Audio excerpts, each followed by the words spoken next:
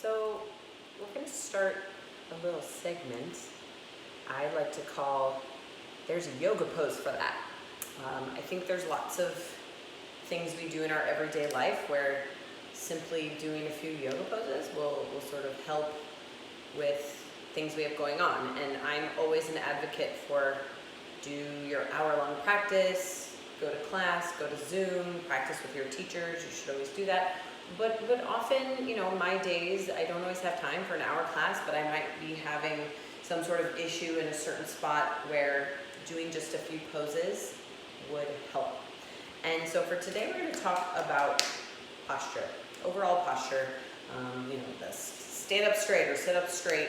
And unfortunately, for most of us, what happens over time is our posture starts to look like rounded back, shoulders forward, because this is what we're doing, or we're on our phones and our neck starts to do something like this. It's not a great look. So, visual benefits aside, why do we care about having good posture?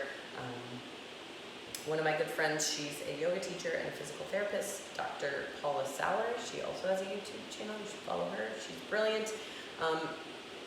But really the idea is that if our spine is well aligned and structurally sound, right? Our spine sort of has natural curves to it.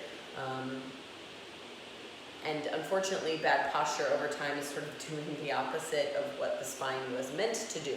So if our spine is well aligned, then our body is better aligned. And when our spine and our body are in better alignment, and our body functions better, it's healthier, the list goes on. So not to mention it just, looks better, right? But also it functions better, and that's ultimately why we care. So I want to just go through a few good sort of posture poses.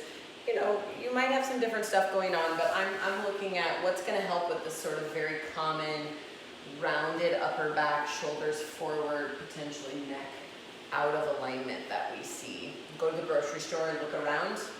Most people are going to have some degree of that, especially as we get older. So if you have yoga blocks, I would get 2. If you don't, find some, thick blanket that you can kind of fold up to be a yoga block size. Also, like phone books, big books, something that you can really use. And you can start small, so block flat. And then I like the second block for my head 1 notch higher. We call this a scap trap. So we're essentially trapping our scapula or our shoulder blades into a more open chest position rather than this rounded position. So you would just lie back with your shoulder blades, the bottom tips of your shoulder blades, and you kind of tuck them under on this block, and then the second block would go under my head. My arms out to the sides, palms up, legs can be straight or bent, whatever feels better. And you can sit here for several minutes. I vote, stay there for a bit. You'll get lots of the opening here, as well as belly and the front body just from sitting. This is time well spent. Just focus on breathing, close your eyes. You could also go 1 notch higher. I go second side, I flip it lengthwise. That's just my personal preference. You can do either. And then that means I'm going to flip this block up a little bit higher. It's going to be a little more intense, so I'm putting this essentially kind of right between the shoulder blades. Second block under my head. So you'll see here I get a bigger chest opening. Rest my forearms to the floor and just try to breathe. So I would encourage you to stay with this several minutes if you can. It's really just encouraging opening. And there are several other back bends that I would put in a good category of sort of helping with that rounded forward, right? So anything we can do to get the heads of the arms back and the shoulder blades more together, which lots of back bends where you interlace your hands behind you to open here. So something like a bridge pose, heels under knees, palms down, hips up, and then you could either curl your fingers around the side of your mat and tuck your shoulders. That's key. And they get the lift here. Or interlace your hands, tuck your shoulders more, and try to stay here for a few breaths before you rest, and then maybe do it another time or two. You You could do that supported with a block, so you could stay longer. Anytime you're supported, you put the block under your pelvis. I could stay here for some minutes. I'm still tucking shoulders under to get the lift.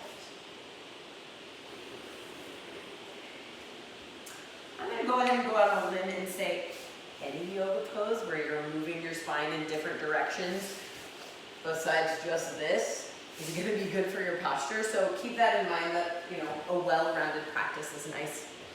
My final little tip is going to be, if you're sitting on the floor and it looks like this in yoga or not, grab a blanket, sit up on something. So the higher we can get the hips, the easier it's going to be to sit up straight. It's going to give the hips more space, so my knees aren't here and I'm not sitting like this, but instead I can drop the knees, sit up tall. So what that blanket does is it helps to tip the pelvis forward and get more length, and then you're able to sit like this. So prop yourself up. It's a good tip. Even if you're just sitting at home, like watching TV, sit on the floor, sit up on something, practice that. I hope that helps. Let me know if you have questions, reach out. See you guys soon.